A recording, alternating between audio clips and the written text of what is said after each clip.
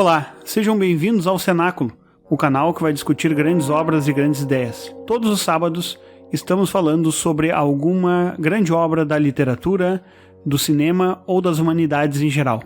Você pode nos seguir e ativar as notificações no nosso canal do YouTube, ou ouvir nossos programas pelo Spotify e outras plataformas. Também estamos no Instagram, onde postamos materiais periódicos sobre nossos próximos programas. Nos siga lá no Instagram, _Cenáculo. Bem, no nosso programa de hoje, um programa especial, que estamos falando sobre o grande evento literário dessa semana no mundo. O principal prêmio literário mais aguardado durante todos os anos é, sem dúvida nenhuma, o Prêmio Nobel de Literatura. Durante essa semana teremos, então, cada personalidade de cada uma das áreas do conhecimento ganhando um prêmio que vai ser referência no mundo do conhecimento. E por falar em Prêmio Nobel de Literatura, como amanhã nós teremos o laureado do Prêmio Nobel, hoje, especialmente, no meio da semana, nosso primeiro programa que não está sendo transmitido num sábado, nós vamos falar sobre apostas. Guilherme e eu falaremos sobre as nossas apostas sobre autores que podem ser laureados com o Prêmio Nobel de Literatura. O Prêmio Nobel é um prêmio que todo ano traz muita discórdia, muitas críticas. Nos últimos anos, as críticas foram bastante contundentes, tivemos escândalos em relação ao Prêmio Nobel, mas permanece com a sua aura, né, desses autores que foram imortalizados com essa distinção no mundo literário. Então, hoje, especialmente, eu falarei sobre um autor que talvez amanhã ganhe o Prêmio Nobel de Literatura. É uma aposta que eu estou fazendo sobre esse autor. E Guilherme também vai falar sobre um autor que é a sua aposta para ganhar o prêmio. Há bastante tempo já é a minha aposta e nunca ganha. Vamos ver se amanhã ele ganha. Vamos ver. Guilherme, tu gostaria de falar um pouco sobre o Prêmio Nobel e o que tu espera dele amanhã? Olha, não espero nada dele, assim. Acredito que o autor que eu vou defender aqui hoje não vai ganhar o Prêmio Nobel, porque ele já não ganhou. Ele já teria motivos para ter ganho antes e até hoje não ganhou, mas eu acho que se acompanha, na minha visão pelo menos, eu acho que desde que a Academia então em 2016 entregou o Nobel de Literatura ao Bob Dylan e recebeu uma série de críticas por isso, ao meu ver críticas bastante fundadas em vários sentidos, sobretudo pelo fato de haver em 2016, assim como há hoje ainda, uma pleiade de excelentes romancistas que não haviam ganhado o prêmio e a Academia, enfim, conceder o prêmio ao Bob Dylan foi uma atitude um tanto quanto inusitada. O Philip Roth, por exemplo, era vivo ainda em 2016, faleceu sem ganhar o prêmio Nobel. Entre outros, Amos Oz era vivo em 2016, veio a falecer depois, não ganhou o prêmio Nobel. Então, acho que desde que a Academia tomou essa opção e recebeu uma enxurrada de críticas de muitas pessoas influentes no mundo intelectual por causa disso, ela acabou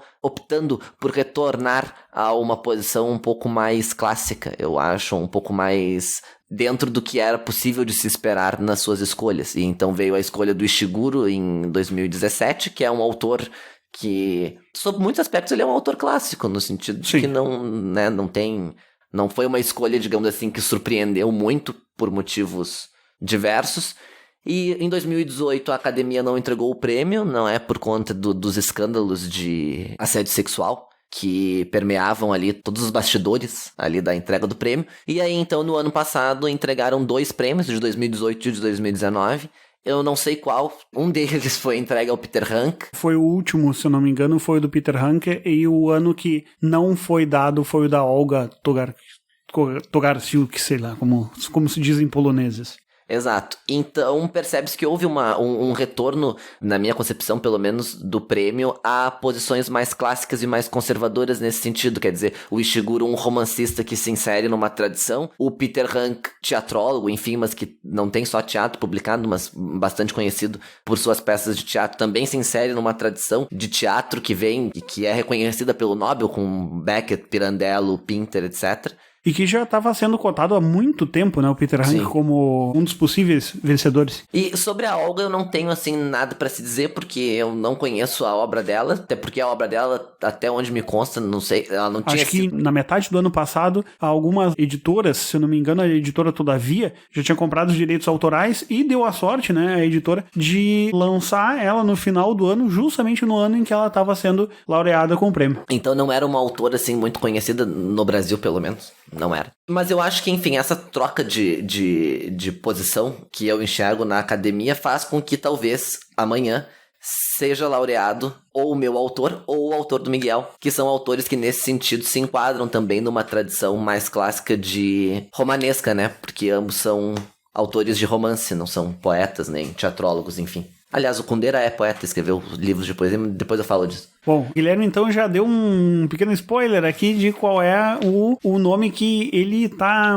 apostando as suas fichas. Guilherme, aqui no Brasil, a gente vê o Kundera como um autor que ficou muito reconhecido por um livro, talvez, né? Algumas outras pessoas, geralmente quando a gente fala com alguém que leu Kundera, geralmente a pessoa fala, olha, eu li A Insustentável Leveza do Ser. Essa é realmente a sua melhor obra? O que tu tens a dizer sobre ele? E por que tu espera assim que o Kundera seja um forte nome para amanhã ganhar o Nobel de Literatura? Olha, sabe que já me aconteceu um fenômeno curioso, inclusive, quando eu tô conversando com algumas pessoas, me perguntam se autores vivos que eu gosto, alguma coisa assim, já me aconteceu mais de uma vez, eu falo assim, eu gosto muito do Milan Kundera, e a pessoa me diz, eu não sei quem é, e daí eu digo, não, mas é o autor da Insustentável Leveza do Ser. Ah, sim, e daí a pessoa se lembra por causa disso, por causa do livro, não por causa do nome dele. De fato, ele ficou mundialmente famoso pela Insustentável Leveza do Ser. Eu acho que, sem dúvida, o livro é excepcional, se tornou um best-seller, é de 1983, e também, sem sombra de dúvida, a adaptação dele para o cinema colaborou para que ele se popularizasse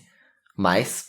O Kundera, ele é cotado para ganhar o prêmio já há bastante tempo. Depois nós vamos nos aprofundar, enfim, nos motivos específicos, tanto eu quanto Miguel, de por que nossas apostas nesses autores, mas eu acho pouco provável que ele ganhe o Nobel amanhã, apesar de eu fazer coro para que isso aconteça, eu acho que não vai acontecer, por uma série de motivos, mas em primeiro lugar ele já tá com 91 anos, acho que se o Nobel fosse premiá-lo, o premiaria antes. Esse é um ponto. Eu acho que o segundo ponto é que a parte significativa da obra dele foi produzida lá pelos anos 70, anos 80 e até os anos 90, por ali, e depois a produção dele, talvez até por uma questão da idade, passa a ser um pouco mais não tão frequente. O último romance que ele publicou, que é o romance A Festa da Insignificância, é de 2014. Bom, talvez, mas não acho que seja o melhor romance que ele escreveu, então também não sei se por isso a academia daria. E eu acho que, sinceramente, falando de peito aberto, há outras questões que interferem na escolha da academia, é um conjunto de aspectos, e de um modo geral, escritores que tiveram algumas posições muito firmes ou defenderam algumas coisas politicamente muito polêmicas, talvez, ou que tiveram posições muito firmes com relação à política, tendem a ser vistos pelo prêmio com um certo receio. E o Kundera teve uma atividade política muito forte, como eu vou falar depois quando eu defender a qualidade da obra dele. Enfim, ele teve um papel muito importante na Primavera de Praga, enfim, ele foi um crítico feroz ao regime comunista que vigeu no seu país até 1989, que é quando cai a União Soviética. Enfim, a República Tcheca sofreu muito com o comunismo, e ele foi um forte crítico de todo esse regime político, e eu acho que isso, sem sombra de dúvidas, é um fator que deve fazer com que os membros da academia não olhem com olhos tão bons assim. Mas enfim, e tu, Miguel, tua aposta para amanhã é? Olha, o meu autor não é um autor assim tão engajado politicamente, mas eu acredito que é um bom nome para se falar, porque ele vai se inserir dentro de uma tradição romanesca, ele transita entre o conto e o romance, e as suas principais obras, então, como romances, são romances que mostram elementos mais modernos, onde ele busca uma certa criatividade com a sua obra romanesca. Os seus romances, eles têm características bastante modernas, têm elementos criativos modernos, bastante contemporâneos do romance contemporâneo, mas ao mesmo tempo ele se insere dentro de uma tradição romanesca, né? Esse autor que eu aposto para amanhã, e na verdade vai ter os pontos fortes e os pontos fracos que eu vejo, assim como tu vês no Kundera, do porquê que ele poderia ganhar e por que ele poderia não ganhar, né? A minha aposta para amanhã seria num autor inglês, o Ian McEwan. Começo falando então sobre os pontos que acho que podem pesar para que ele não ganhe amanhã. Que a chance dele não ganhar é maior do que a dele ganhar, né? Então, se eu acertar isso, crédito para mim. Se não acertar, por favor, lembrem do que eu estou dizendo, do porquê que ele não ganhou. Eu acho que o McEwan, talvez o que pese um pouco contra ele, seja o fato justamente pelo fato dele ser inglês.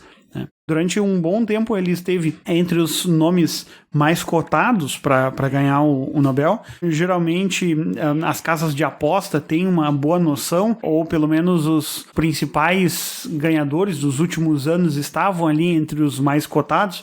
Eu me lembro que no ano em que a Svetlana Alexeyevna ganhou, ela era a mais cotada, se eu não me engano, ou uma das mais, e então eu acho que é um bom termômetro a gente olhar para isso. E olhando, né, as bolsas de aposta, a gente vê que o nome do McEwan, ele não aparece, né? O nome do Kundera é um nome que aparece um pouco mais pro final da lista. Quem quiser ganhar um dinheiro com a indicação do Guilherme, né, nas bolsas de aposta inglesas está pagando 1/34, né, o Milan Kundera. Mas só um adendo que o Milan Kundera aparece sempre nas listas e nunca ganhou, então não tem muitas chances, vamos lá. Então, o Kundera, ele vai aparecer nessa lista. E o McEwan, eu não vi ele aqui nessa lista dos mais cotados. Ali entre os mais cotados tá a escritora Maryse Condé, que já havia sido ventilado o nome dela desde do ano passado.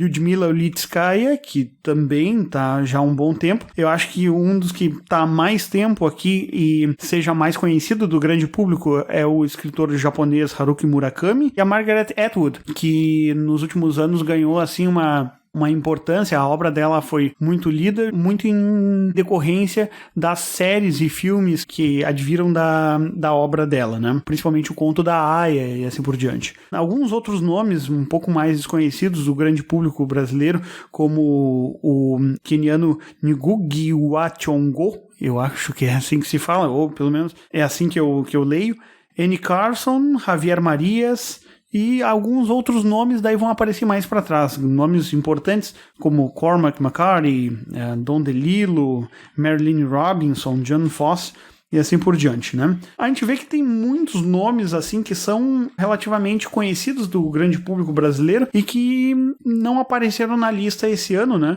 Um exemplo disso é o McEwan, né?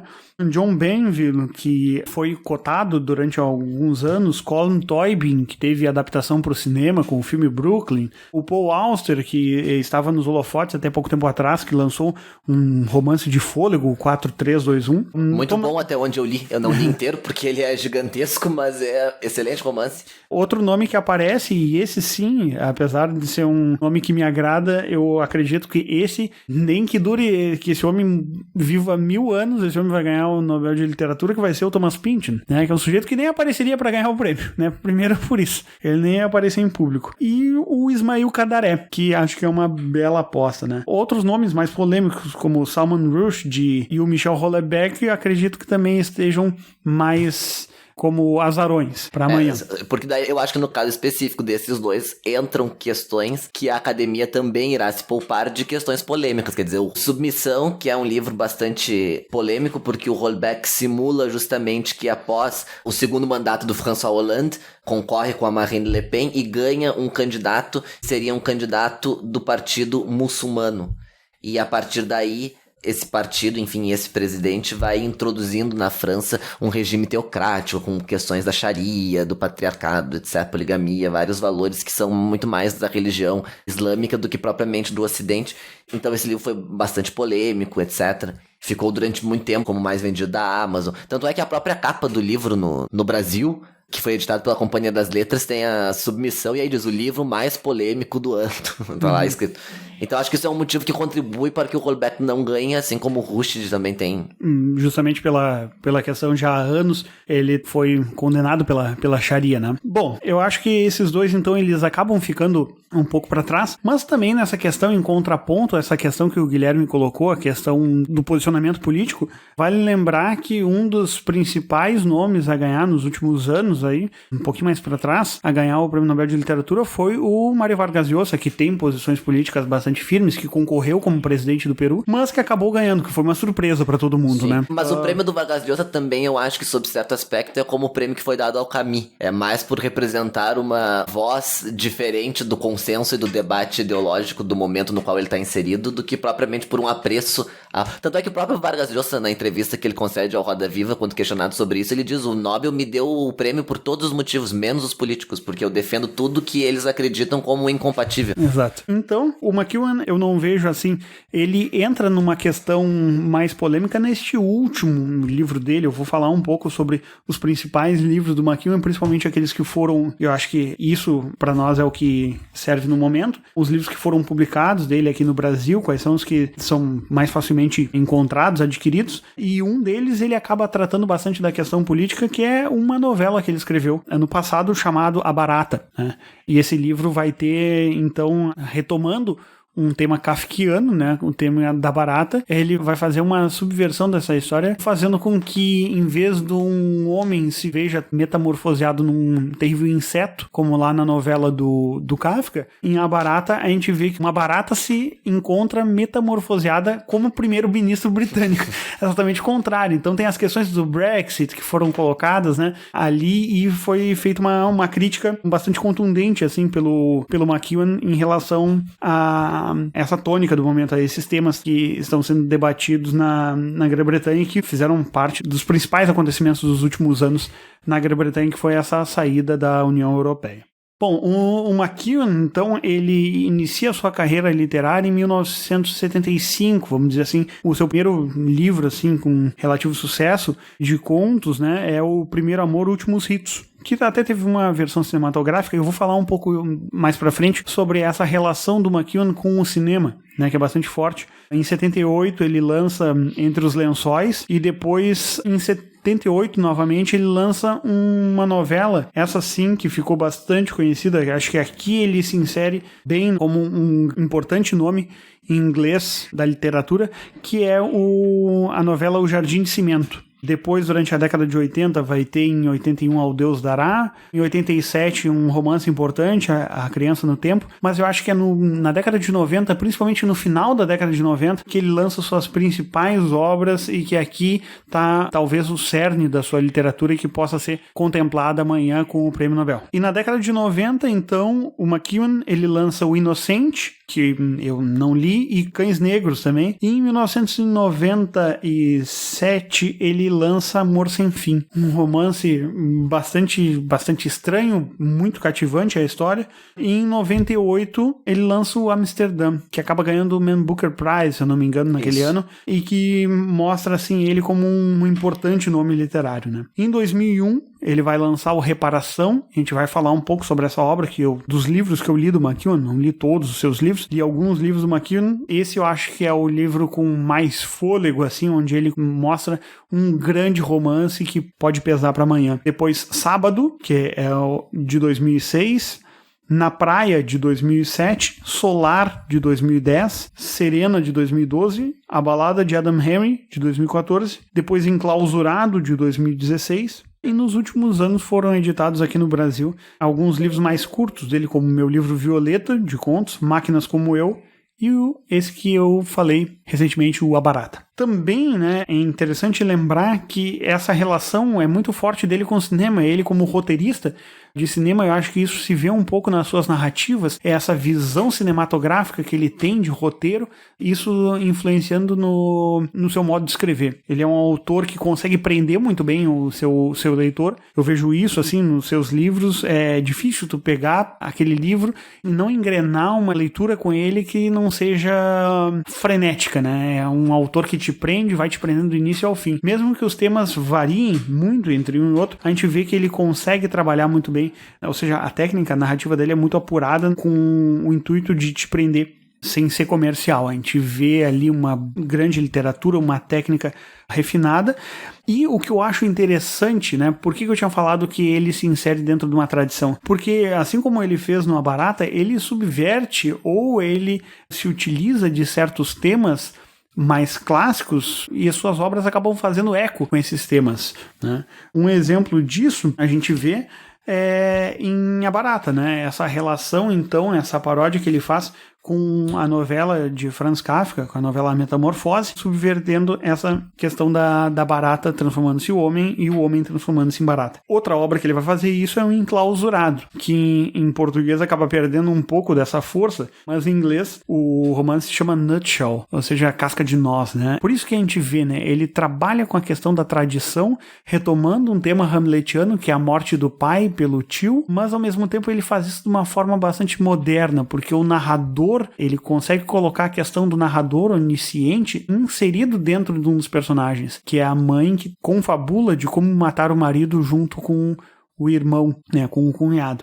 E ele vai fazer isso, ou seja, como é que ele conseguiria inserir este narrador sem colocar em primeira pessoa com essa mulher como narradora? Bom, ele vai fazer isso colocando na voz de um feto, ou seja, é o bebê que está na barriga da mãe, que ouve, que percebe todas as situações, mas este narrador onisciente, na verdade nem é onisciente, ele tem as suas limitações, mas ele consegue compreender certa estrutura da trama pelo fato de estar dentro do corpo da sua mãe, né? A balada de Adam Henry vai ter lives ali de Os Mortos, de James Joyce, e o Jardim de Cimento, que conta a história, então, da morte dos pais e que as crianças, os filhos, então eles se enclausuram na casa e com o tempo eles vão mimetizando, vão imitando os papéis dos adultos ausentes e reestruturando a família ao seu modo, ou seja, as crianças elas acabam a partir da ação dos pais fazendo a sua própria estrutura familiar. Isso nos lembra bastante, né, reduzido, passando de uma ilha para uma casa, ou seja, passando lá da história do Senhor das Moscas, William Golding, que foi um autor um dos ingleses que ganhou o Prêmio Nobel de Literatura. A gente vai ver então essas crianças que formam uma nova sociedade e que têm os mesmos vícios e os mesmos problemas da sociedade dos adultos, ou às vezes até pior. A gente vai ver isso nessa obra, no Jardim de Cimento, do McEwan, onde a gente vai ter esse contraponto, o jardim como o elemento infantil e o cimento concreto como o elemento mais duro, o elemento inquebrável, o elemento que traz a vida adulta. E então essa relação entre crianças e adultos a gente vai ver muito forte em várias obras do McEwan, né? Ele vai tratar de temas bastante modernos, como eu havia falado já em alguns momentos, mas das obras que eu li dele, eu acho que vale destacar a força e todo o poder que tem a narrativa de reparação. Guilherme, antes que eu entre um pouco mais na questão do McEwan e fale sobre a sua relação com as adaptações cinematográficas, eu gostaria que tu falasse um pouco também sobre as obras do Kundera. Quais as obras que tu indicaria para os nossos ouvintes como obras importantes do Kundera, sem ser, obviamente, A Insustentável Leveza do Ser, que é um livro que dispensa comentários e que o grande público já conhece. Quem está inserido na literatura, pelo menos ou já ouviu falar ou já pretende ler essa obra mais famosa do grande escritor tcheco. Bom, eu acho que antes de falar das obras do Kundera, de um modo geral, é importante tecer alguns comentários sobre como se deu a biografia dele, porque isso de um modo muito, como nós havíamos falado sobre toda a questão política, etc., isso interfere na literatura dele de um modo muito claro. Ele nasce em 1929, ele tem 91 anos, e o pai dele era pupilo de Leoš Janek, que é um grande compositor de música erudita tcheca. E então o Kundera nasce numa família, digamos assim, culturalmente bastante abastecida. Ele nasce numa família de classe média alta, por aí. Ele entra na universidade para estudar letras, depois ele troca de curso para fazer cinema, e em 1950 ele é expulso do Partido Comunista Tcheco por ter ideias muito individualistas. E isso acaba interferindo nos estudos formais dele na universidade. Depois, em 1956, ele é readmitido pelo Partido Comunista e acaba sendo expulso novamente em 1970. E a razão dessa segunda expulsão dele se dá sobretudo por conta do papel bastante ativo que ele teve na Primavera de Praga, que ocorreu em 1968, que foi um momento, brevemente, foi um momento onde a população tcheca, comandada por alguns intelectuais e algumas pessoas da elite, se voltavam contra aquele regime comunista que vigorava, então, no país, e a Tchecoslováquia foi invadida, então, pela União Soviética para que a União Soviética mantivesse o poder sobre a República Tcheca. E então, eu digo Tchecoslováquia porque naquele tempo era Tchecoslováquia, não era República Tcheca e Eslováquia como é hoje, né? E ele teve uma participação muito ativa nesse movimento, e por conta disso ele foi expulso do partido em 1970. Desde 1975, então, o Kundera mora na França. Ele teve a sua cidadania revogada, sua cidadania tcheca revogada, ela só foi restabelecida ano passado. Em 2019, ele tem também a cidadania francesa, e muitos dos seus livros ele escreve em francês. A introdução nele na literatura começa com 3 livros de poemas que ele publicou entre 53 e 57. Eu nunca vi o próprio Kundera nos seus ensaios se referir a esses livros de poema, e eles não são editados em português, eles foram todos escritos em tcheco. Eu nem tenho conhecimento de se ele próprio considera essas primeiras incursões no mundo literário como parte significativa de sua obra ou não. O primeiro romance que ele publica, então, ele publica em 1967, e eu li muito Kundera, e eu considero como o melhor romance que ele publicou, pelo menos dessa primeira fase, que é o romance A Brincadeira. E esse romance é um romance onde o fundo que se dá é justamente o que ele viveu, porque o romance conta a história de um rapaz que, ao fazer uma brincadeira com uma menina pela qual ele estava enamorado, o bilhete que ele manda a ela acaba sendo interceptado pelo Partido Comunista, e esse menino é expulso do partido e tem a sua vida inteira desgraçada por conta dessa brincadeira que ele fez. Depois disso, o Kundera publica o livro Risíveis Amores, de 1969, e em 1973 ele publica então um novo romance intitulado A Vida Está em Outro Lugar. Na edição portuguesa, eles traduziram por A Vida Não É Aqui, e não por A Vida Está em Outro Lugar, onde novamente há esse tema bastante presente, porque o personagem principal ele cresceu na República Tcheca, ocupada pelos nazistas durante a Segunda Guerra. E esse menino, ele então se apaixona pela visão socialista do mundo, ele pretende ser poeta, ele se filia ao Partido Comunista, e aí ele coloca a sua arte a serviço do partido, e quais serão as consequências disso? É isso que o Kundera tenta trazer aqui nesse romance. O romance imediatamente posterior, que ele publica em 1976, é A Valsa dos Adeuses. E em 78 ele publica o livro do riso e do esquecimento. E aí em 1983 ele lança A Insustentável Leveza do Ser, que o Miguel já citou aqui como um romance dele que é o mais conhecido, sem sombra de dúvida. E esse romance trata da vida de 2 casais e como ocorrem, enfim, encontros e desencontros na vida dessas pessoas com problemas muito reais. E o pano de fundo histórico desse romance é justamente a Primavera de Praga e a entrada dos tanques soviéticos em Praga para conter aquelas manifestações. Eu entendo que, a partir de A Insustentável Leveza do Ser, os romances publicados pelo Kundera tomam um outro rumo, como se nesse primeiro momento ele houvesse optado por um romance muito mais com temas muito profundos, mas um romance de cunho histórico, como, por exemplo, são muitos os romances do Mário Vargas Llosa, Guerra do Fim do Mundo, A Festa do Bode, Conversa na Catedral, todos eles... O Sonho do Celta. O Sonho do Celta, exato. Que quer dizer, onde ele insere uma problemática humana dentro de um contexto social, no caso do Mário Vargas Llosa, de determinados países, no caso do Kundera, só a República Tcheca. E depois disso, depois da publicação desses livros, ele parte para um novo tipo de literatura que começa com a imortalidade. E aí ele publica então 5 romances: A Imortalidade, A Lentidão, A Identidade, A Ignorância e A Festa da Insignificância. E esses 5 livros, muito menores do que os primeiros, são todos livros curtíssimos de 100, 120 páginas, enquanto os livros anteriores eram bastante significativos em termos de páginas, regulando aí em 400, 300. A Insustentável Leveza e A Brincadeira são livros bem maiores. E nesses pequenos romances, então, ele vai tratar de temas um pouco mais psicológicos, em alguns momentos quase que fazendo experimentos técnicos que são muito interessantes, o que não se via muito nos primeiros nos primeiros romances, ele tem um estilo muito, muito marcado, quer dizer, depois que se lê 2 livros dele, quando tu vai pegar o terceiro e tu começa a ler, tu já sabe que aquele livro é dele, porque ele tem um estilo muito agradável e muito firme.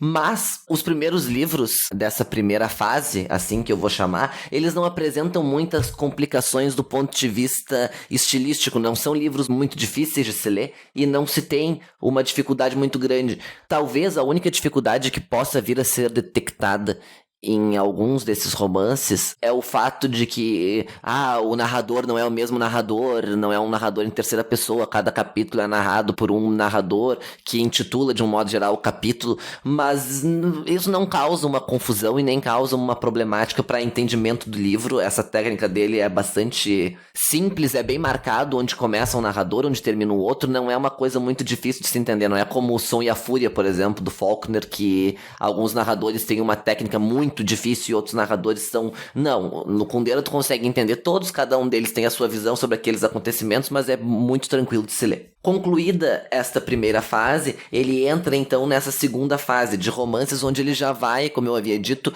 tentar de uma forma ou de outra fazer alguns leves experimentos. Então, por exemplo, no romance A Lentidão, que é um romance publicado em 1995, há capítulos onde não há o narrador, há capítulos onde há apenas o diálogo, e o diálogo com pequenas marcações de como aquelas falas deveriam ser ditas ou deveriam ser lidas pelo leitor, ou seja, se aproxima muito de uma peça teatral, quer dizer, de uma técnica de escrita dramatúrgica, né, de dizer sim, com raiva, e embaixo não tem nenhuma indicação e apenas a fala do próximo personagem. Então ele começa a se imiscuir nessa mistura de, como é que se diz, Miguel? De gêneros. Sim. Literários. E ele claramente se insere também, como o Miguel havia dito no McEwan, eu endosso quanto ao Kundera, ele certamente também se insere dentro de uma tradição, se percebe as influências que ele teve quando se lê os romances. No romance, por exemplo, a identidade é nítida, a influência que se tem nas cenas de orgia sexual e depois na cena final do livro. É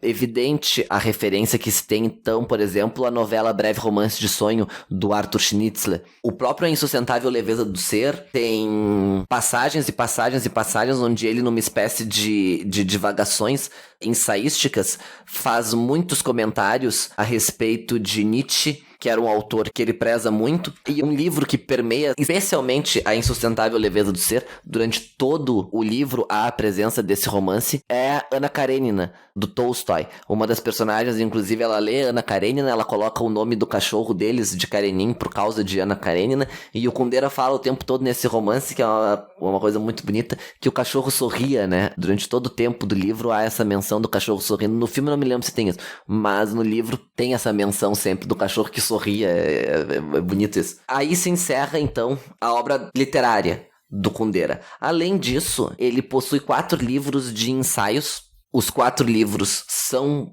publicados no Brasil: A Arte do Romance, Os Testamentos Traídos, A Cortina e O Encontro, que são ensaios muito primorosos, onde ele analisa a questão artística, não só da literatura, como também da música. Nos Testamentos Traídos há ensaios onde ele comenta, por exemplo, as adaptações cinematográficas feitas pelo Orson Welles a respeito de grandes obras da literatura, o processo do Kafka, etc. Os Testamentos Traídos há um texto chamado O Mal Amado da Família, onde nesse texto ele se propõe a fazer um ensaio crítico a respeito do compositor Leos Janek, que foi o compositor com o qual seu pai havia trabalhado, como eu havia dito. E nesse ensaio, O Mal Amado da Família, ele menciona um autor que pode ser interpretado, enfim, como uma chave de leitura da própria obra do Kundera, porque quando ele está falando a respeito do Janek, lá pelas tantas ele cita René Girard, e nas notas de rodapé ele coloca, o próprio Kundera coloca uma observação dizendo o seguinte: tive enfim a bela oportunidade de citar o nome de René Girard, pois seu livro Mentira Romântica e Verdade Romanesca foi o melhor que já li até hoje sobre a arte do romance. E nesse livro do Girard, onde ele se propõe a fazer toda uma teoria, até uma própria teoria da literatura, a respeito do desejo humano e de como isso funciona, ele se baseia, para escrever esse livro, ele se baseia em 5 grandes autores que ele considera como romanescos. Eles: Girard, Dostoiévski, Proust, Stendhal, Flaubert e Cervantes. E é muito curioso porque ao se ler a obra do Kundera bastante, quando se lê os romances dele, fica nítido a influência que ele sofre justamente desses 5 autores. São autores que ele preza muito, ele ecoa na obra dele referências a Flaubert, a Madame Bovary, especialmente na Identidade. Ecoa-se a questão da relação que Stendhal tinha com as mulheres com as quais ele se relacionava, por exemplo, em A Lentidão. E o próprio Thomas de A Insustentável Leveza do Ser também tem um pouco disso. Quer dizer, todos esses autores vão influenciá-lo de uma forma ou de outra. O Cervantes, ele tem um ensaio na arte do romance, o Kundera, que chama-se A Herança Depreciada de Cervantes, onde ele argumenta ali que a modernidade não surge com a filosofia moderna, mas sim com o romance, que o primeiro moderno é Cervantes, e que tudo que a filosofia veio a descobrir 400 anos depois já estava, sob certo aspecto, embutido nos grandes literatos desde Cervantes, com Thomas Mann, Kafka, Hermann Broch, entre outros. E existe um livro publicado sobre essa relação entre Kundera e Girard, e esse livro foi traduzido no Brasil pela Realizações. O livro chama-se O Livro da Imitação e do Desejo, lendo Milan Kundera com René Girard, escrito por Trevor Merrill e tradução do Pedro Sete Câmara. Eu disse pra ele que eu ia falar dele, então eu tô falando dele. Me deve R$1 aí, Pedro. E é um livro bem interessante que menciona, enfim, como essa estrutura triangular do desejo que o René Girard via é muito presente na obra do Kundera. Então, por todos esses pontos aqui que eu levantei, eu acho que ele é muito digno de receber o Prêmio Nobel de Literatura no dia de amanhã, e espero que ele ganhe. Tanto o Kundera quanto o McEwan, eles têm uma relação bastante próxima com o cinema. O Miguel comentou da atividade roteirística do McEwan no cinema, e o Kundera chegou a estudar cinema na universidade, depois, por problemas partidários, ele teve que acabar desistindo. Então agora nós vamos muito brevemente fazer... O Miguel vai falar sobre McEwan no cinema e depois eu falarei sobre Kundera no cinema. Então, o que tu acha das adaptações do McEwan, Miguel? Olha, das adaptações do McEwan, né, na última década e meia, a gente vai ver 3 adaptações assim de relativo sucesso, né? Acho que uma assim de grande sucesso, que é o filme Desejo e Reparação, baseado no livro Atonement, Reparação, de 2001. O filme ele foi lançado em 2008, no final de 2007, e foi dirigido pelo Joe Wright.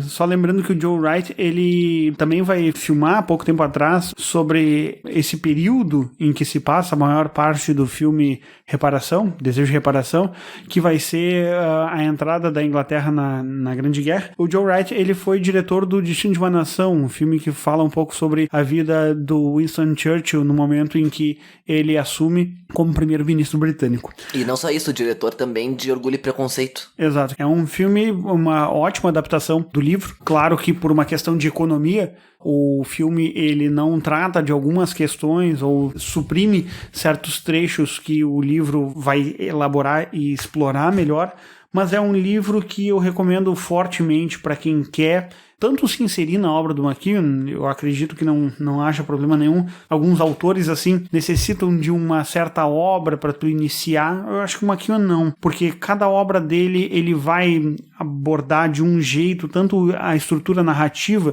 quanto o próprio tema, ele transita muito bem em todos os, tanto na questão formal, quanto na questão do próprio assunto dos seus romances. Então eu acredito que possa ser uma obra de introdução para quem quer ler. É a sua obra talvez de maior fôlego. O livro foi editado pela Companhia das Letras e essa edição tem 444 páginas, é um livro bem grandinho, mas um livro que vai sendo devorado assim na leitura rapidamente. É um livro que te prende realmente de uma forma muito interessante. Outro livro que eu gostaria de destacar é esse que ganhou o Booker Prize, que eu li, um livro muito bom, e recomendo também, que é o Amsterdã. Apesar de não ter a força que eu acho que o Reparação tem, Amsterdã é um livro mais curto, mas que também vai tratar de questões éticas. Só lembrando que lá no Reparação, a história ela vai ser narrada, a narradora da história é uma menina que, quando ela tinha 13 anos de idade, ela vê a irmã mais velha e o filho da criada que cresceu junto com ela, ambos numa situação um pouco estranha na fonte da casa de campo da família, e a partir daí ela supõe certas relações entre eles e ela o acaba acusando de um crime. Isso vai desenvolver, o casal vai ter que se separar justamente por isso, e depois ela vai buscar uma reparação de todos esses atos dela, uma tentativa de minimizar esses erros, né? O livro, ele tem um final espetacular, é muito bom, o modo como ele consegue fechar a obra, surpreendendo e ao mesmo tempo sem forçar a pena na questão dos conflitos éticos, né? A obra, ela é bem dividida em 3 partes. Essa primeira parte a gente vai ver justamente pela questão de como uma situação pode ser vista de formas diferentes. A gente vai ver que o narrador onisciente, ele vai se inserir nesses personagens vendo a mesma situação de pontos de vista diferentes. Algo que é bastante clássico assim na literatura do século XX, isso foi muito bem explorado por inúmeros autores, e o McEwan vai se utilizar disso. Já as outras 2 partes, uma parte vai centrar no foco desse personagem, desse rapaz que é acusado injustamente, o Robbie, e a segunda parte por essa narradora, né, que o acusou, que é a irmã mais nova, Bryony Telles.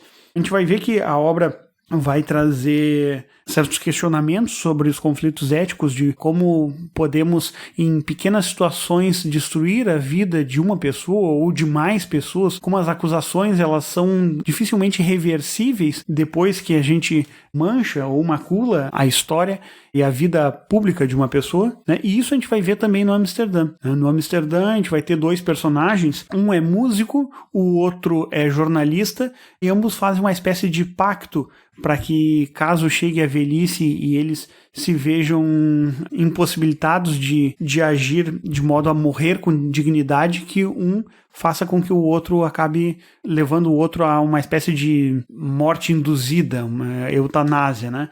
E a gente vai ver que ambos os personagens, tanto o músico quanto o jornalista, eles acabam se inserindo em polêmicas, cada um à sua parte, né? O jornalista, ele acaba encontrando um furo sobre um político que tem chance de se tornar primeiro-ministro britânico, e então, com esse furo de reportagem, tratando de algo da vida privada dessa pessoa, a gente vai ver o McEwan tratando das questões de público e privado, né, e de como o jornalismo pode explorar isso. A gente vai ver esse sujeito se sujando eticamente, buscando destruir a reputação de um homem, levando a público as suas questões privadas. E o outro personagem, né, esse músico, tendo que fazer uma composição para o final do milênio, ele se retira para o campo, e lá no campo ele acaba sendo testemunha de um crime, só que justamente por estar com o seu tempo se esgotando para entregar o trabalho, ele resolve não intervir naquilo que ele acaba testemunhando. E depois, o outro livro que eu li dele, também no final da década de 90, e que vai ser bastante interessante, é O Amor Sem Fim, onde a gente vai ver uma história que em alguns momentos parece um pouco rocambolesca, de um casal que se vê, principalmente o narrador, que vai ser o Joe Rose.